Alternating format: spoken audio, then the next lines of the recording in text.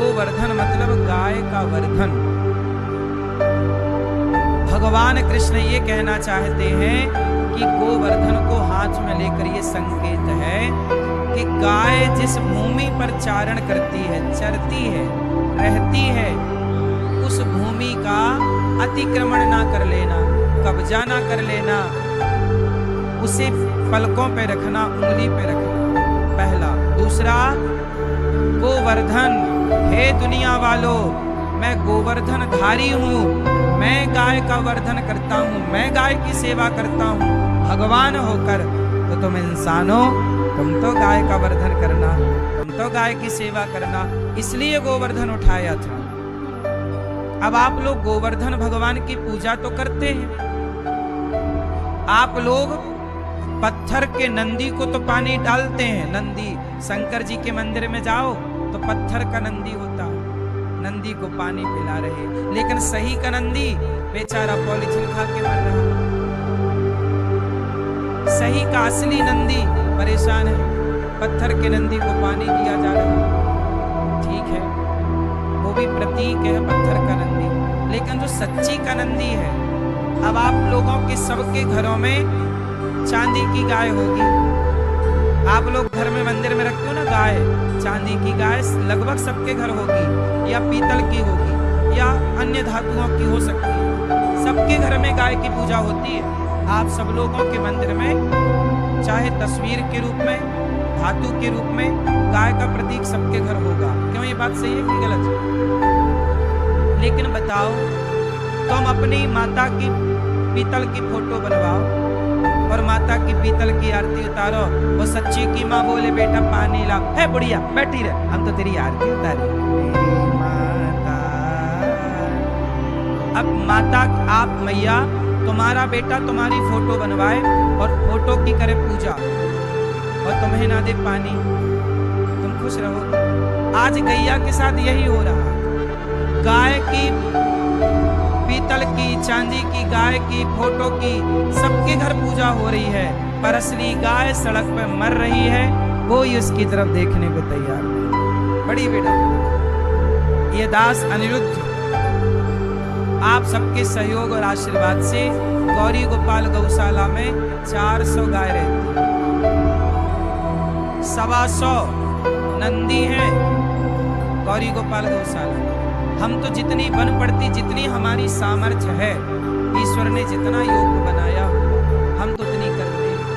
थोड़ी सी प्रार्थना आपसे है कि आप भी घर में गाय रख सकते हो तो गाय जरूर रखना, नहीं रख सकते तो चलो आपकी मजबूरी हो सकती है, पर आपके घर में खेत है, आपके घर में करने वाले हैं, घर बड़ा है, आपके घर में 2-4 एकड़ की खेती हो तो आप 2-4 गाय रख लो, कुछ श्रेष्ठ दूध पियो, देसी गाय का दूध घर में दूध होने लग जाएगा, बाजार के मिलावटी दूध से बच जाओगे, बाजार के मिलावटी दही से बच जाओगे, बाजार के मिलावटी पनीर से बच जाओगे, बाजार के मिलावटी घी से बच जाओगे।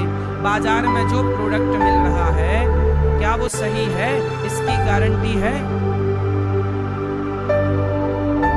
शुद्ध घी है बाजार में? बोलो मेरी माँ, शुद्ध घी नहीं है बाजार में। क्या बताएं आप? इसलिए घर पे गाय रखोगे तो शुद्ध दूध, शुद्ध घी होगा, आप शुद्ध चीजें खाओगे, बीमार नहीं पड़ोगे। अब आप बाजार की चीजों पर निर्भर हो गए, इसलिए आपकी कमाई का आधा सा पैसा बीमारियों में लग जाता है, डॉक्टरों में लग जाता है। पहले के लोग इतने बीमार कहाँ होते थे? शुगर क्या होती है कोई जानता नहीं था आज के 20 साल पहले। बोलो हाँ, डायबिटीज क्या है, ये वो सामान्य आजकल जितनी बीमारियां सुन रहे हो, कहाँ इतनी बीमारियां थी पहले? गांव में किसी कोई चश्मा लगा, आज भी गांव में हमारे 90 साल के लोग हैं, चश्मा नहीं लगा। खाना पीना अच्छा था, इसलिए मेरी माँ, भगवान का नाम है गिरिवरधारी, जो गोवर्धन को मतलब जो गाय की सेवा करें उनका नाम है गोपाल। गौ माता का पालन किया तो क्या नाम पड़ा? आप भी पालन करो ना मेरी माँ। अब जैसे भगवान का नाम है गोपाल, क्योंकि गौ का पालन करते हैं। अब जैसे आप लोग कुत्ता पालन करते हो तो क्या नाम होना चाहिए आपका?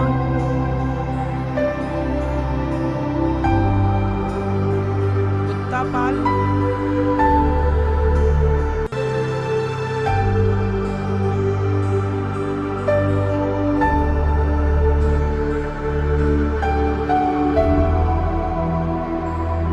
इसलिए मेरी माँ गोपाल, गोविंद मेरो है,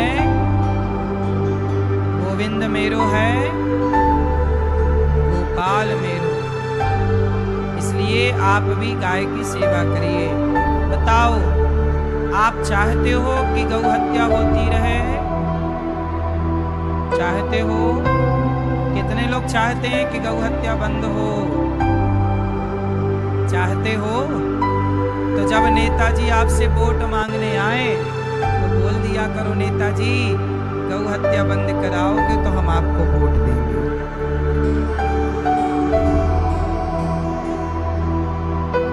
आप लोग कभी नेताओं को दबाव बनाते नहीं। आप लोग वोट देते हो और आपकी वोट से पार्टियां जीतती हैं और फिर खूब धड़ल्ले से गौ हत्या होती है। तो बताओ, गौ हत्या का पाप किसे लगा? आप भी तो गौ हत्यारे बन गए। गौ हत्यारों को वोट दोगे तो गौ हत्यारे नहीं कहलाओगे। इसलिए इस बार चुनाव होगा तो आप सब कहेंगे कि यदि गाय को राष्ट्रमाता बनाओगे तो हम आपको वोट करेंगे। हर बार का चुनाव कहीं फ्री बिजली के लिए होता है, कहीं फ्री किसान का बिल माफ के उसमें जीत लिया जाता है, कहीं कंप्यूटर बांटेंगे इस पक्ष में जीत लिया जाता है। इस बार का चुनाव गौ माता के लिए होना चाहिए। आप कितने लोग सहमत हैं इस बात से? किसके लिए चुनाव हो? मैया, आप नहीं चाहती हो गौ हत्या बंद हो? गाय आपकी माता है कि नहीं है? कट रही है तुम्हारी माता।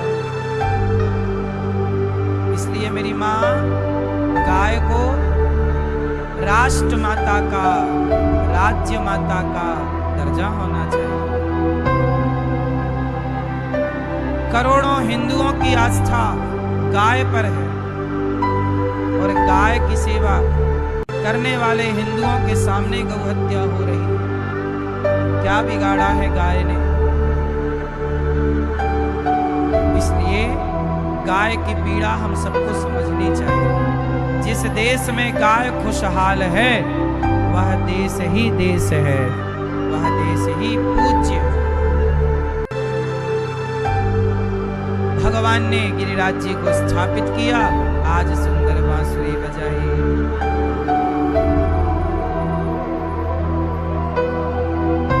भगवान पिता रात्रि। सारे ब्रजवासियों को, नंद बाबा को वरुण देवता ले गए, फिर ब्रजवासियों को वैकुंठ दिखाया, वापस लेकर के आए सबको। वृंदावन की महिमा बड़ी है। भगवान पिता रात्रि शरदोत्फुल्य मल्लिका वीक्षरन्तुं मनश्चक्रे योग माया मुपाश्रितः निशम्य गीतं तदनङ्गवर्धनं ब्रजश्रियः कृष्णगृहीत मानसाः आजग्मुरन्योन्यमलक्षितोद्यमाः स यत्र कान्तो जबलोलकुण्डला। तो कोई कभी भी मरे, पर आपको एकादशी कोई भी त्योहार जिस दिन मरा है, जिस समय, वो दिन दुखित का दिन है, दुख है। बाकी टाइम तो आप कर सकते हैं ना, है ना मेरी माँ?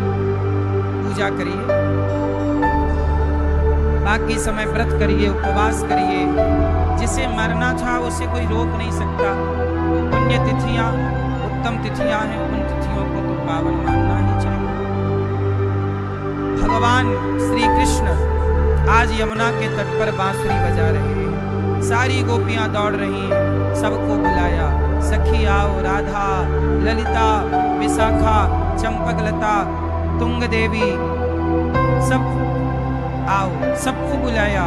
कल हमने आपको बताया गोपियां काम कर रही थी, बांसुरी सुनाई पड़ी, दौड़ पड़ी सखियां, आ गई।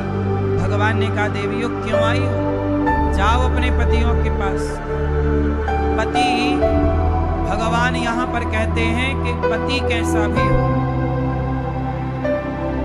दुःशीलो दुर्भगो वृद्धो जड़ो रोग्य धनो पीवा, पति कैसा भी हो, अंधा, लंगड़ा, बहरा, पत्नी कैसी भी हो, कभी भी अपने पति का परित्याग नहीं करना चाहिए।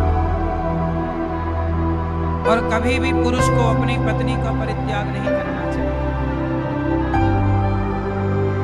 जिम्मेदारियां तब जब तक पूरी ना हो, तब तक त्याग ना हो, तो पहले अपनी जिम्मेदारियां पूरी करो। बच्चे हैं, शादी विवाह कर दो, फिर त्यागना है सो त्यागना। पहले अपनी जिम्मेदारियां पूरी करो। बच्चे हैं, पढ़ाओ लिखाओ।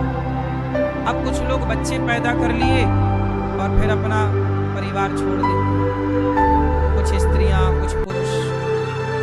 पहले अपने बच्चों को पढ़ा लिखा के योग्य, जिम्मेदारियां पूरी कर लो, फिर आप दोनों पति पत्नी आजाद हैं।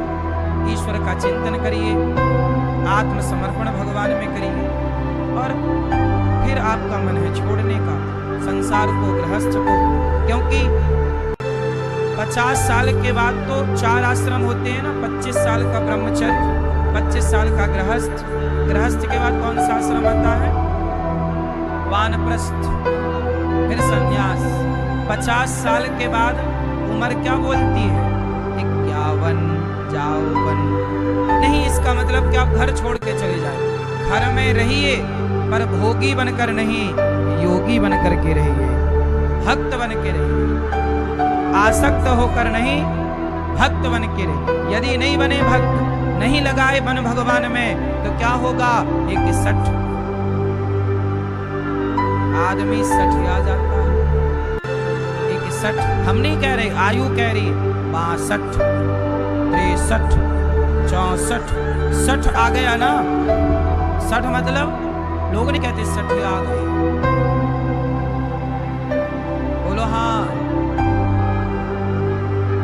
तो 60 की उम्र है आपकी, तो मन भगवान में लगा लो, ईश्वर में समर्पण कर दो।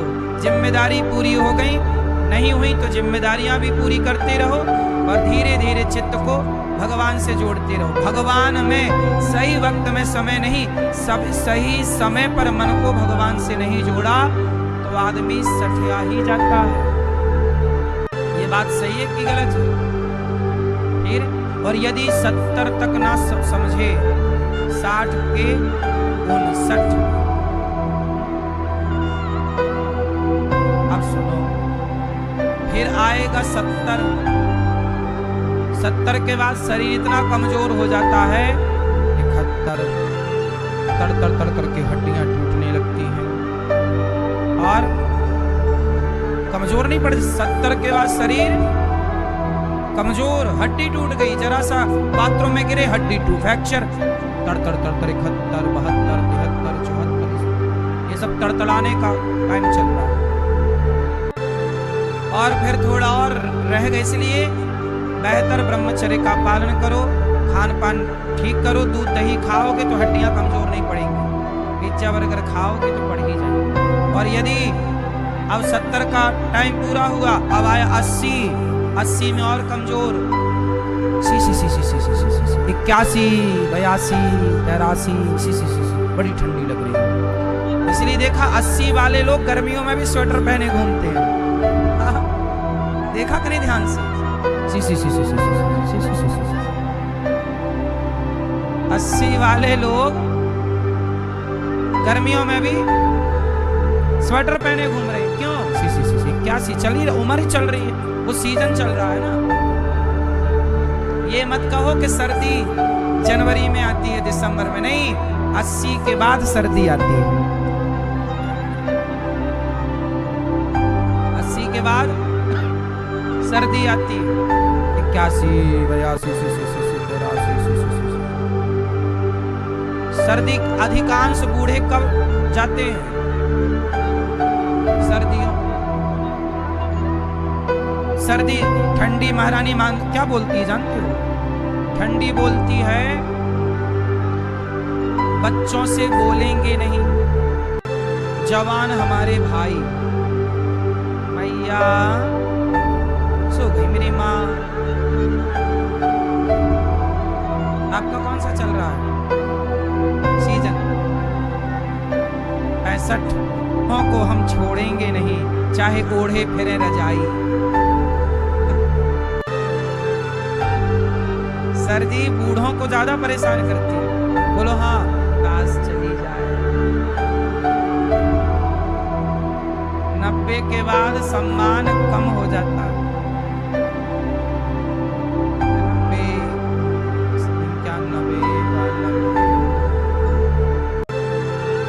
ये कहाँ है अब?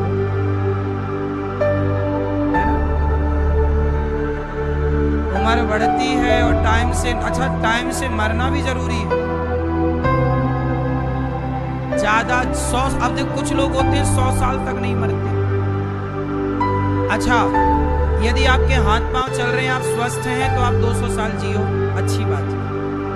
लेकिन यदि आप बिस्तर पे पड़े हैं और आप 100 साल तक जी रहे हैं, तो घर वाले रोज ईश्वर से यही कहेंगे, हे भगवान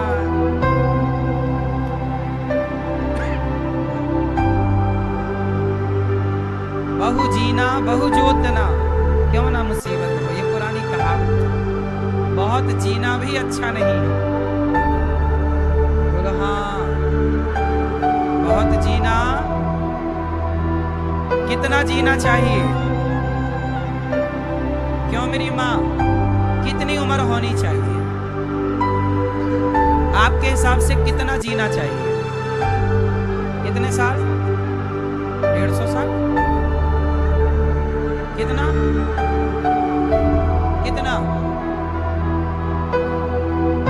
70?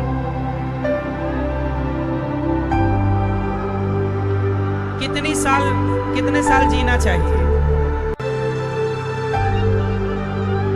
बोलो मेरी माँ। 80, 90, 80? भैया कितना जीना चाहिए?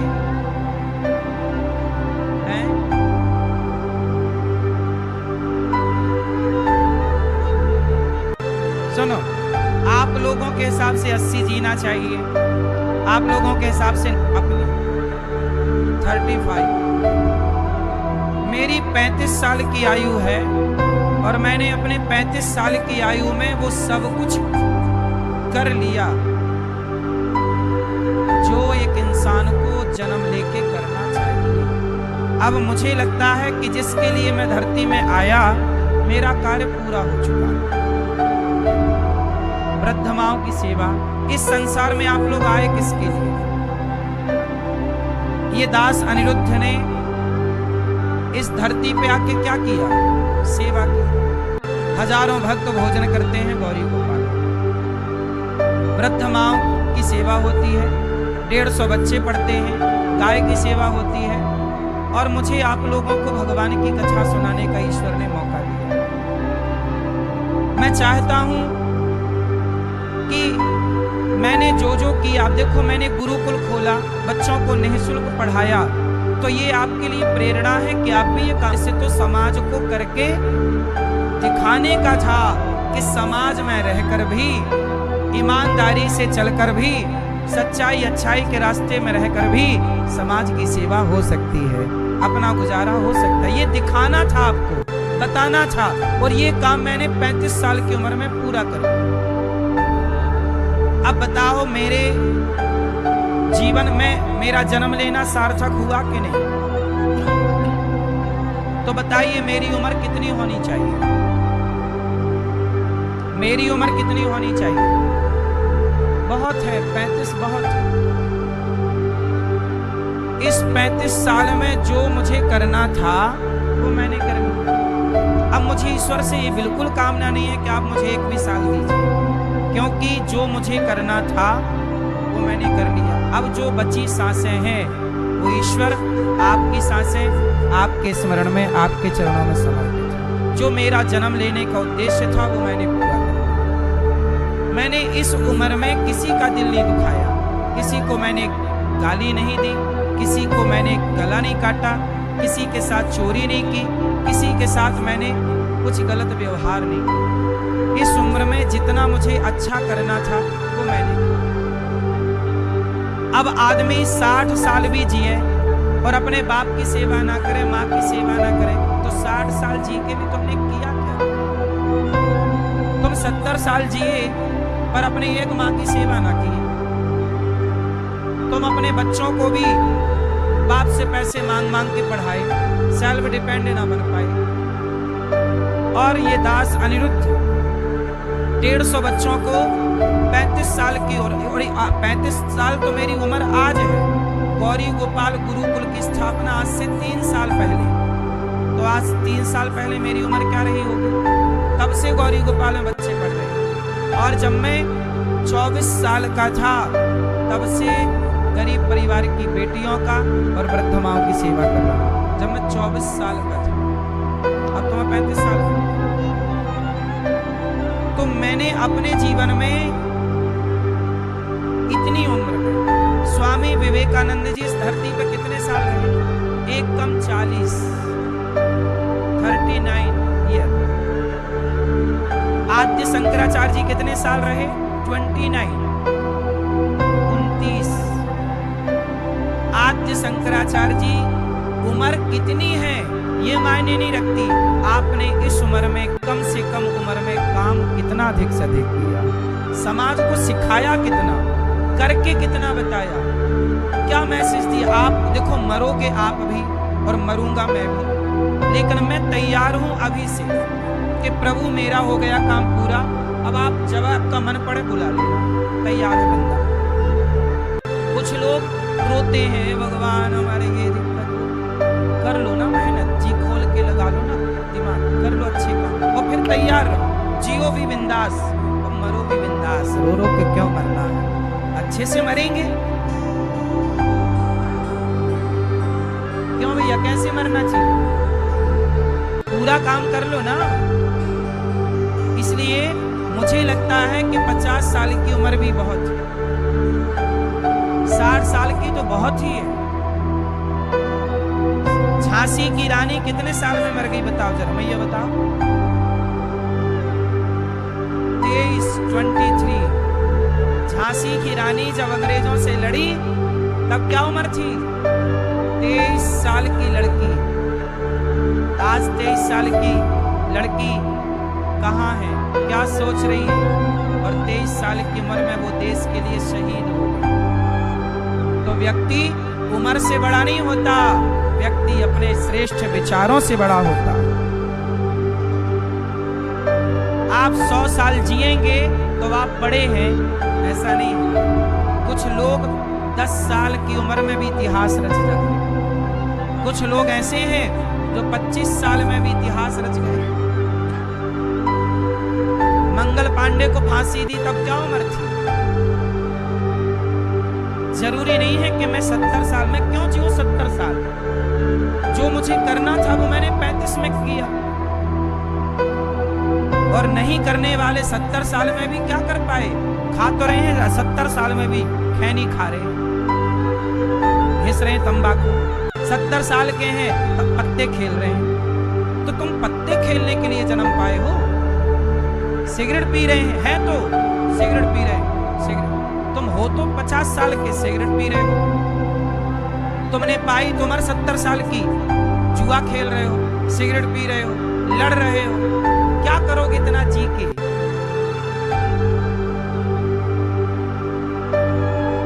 कम समय पे ज्यादा काम कीजिए, ऐसा काम कीजिए कि आपके मरने के बाद भी आपका काम जिंदा रहे।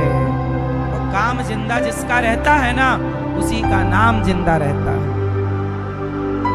जिसका काम जिंदा नहीं है ना, उसका नाम जिंदा नहीं होगा। पैसे कितने भी कमा लो साहब, भर लो तिजोरियां, लेकिन आपने उस पैसे का उपयोग क्या किया?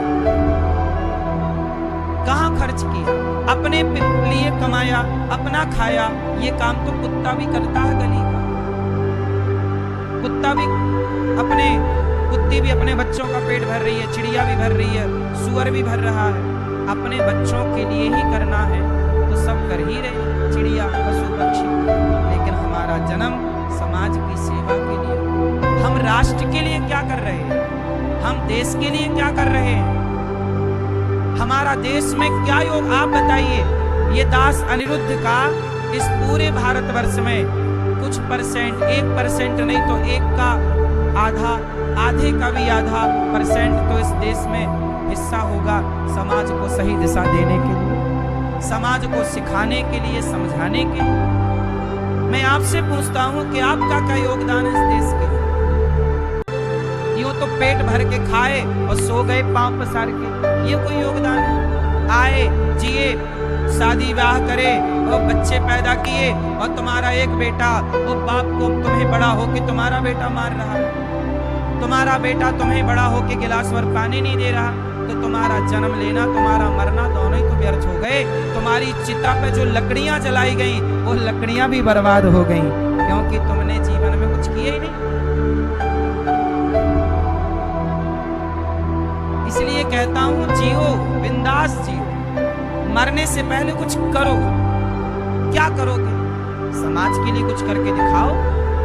तुम्हारे कुछ ऐसे काम होने चाहिए जिससे समाज को सीख मिले। एक व्यक्ति वो है जिसने पोलियो की दवाई बनाई।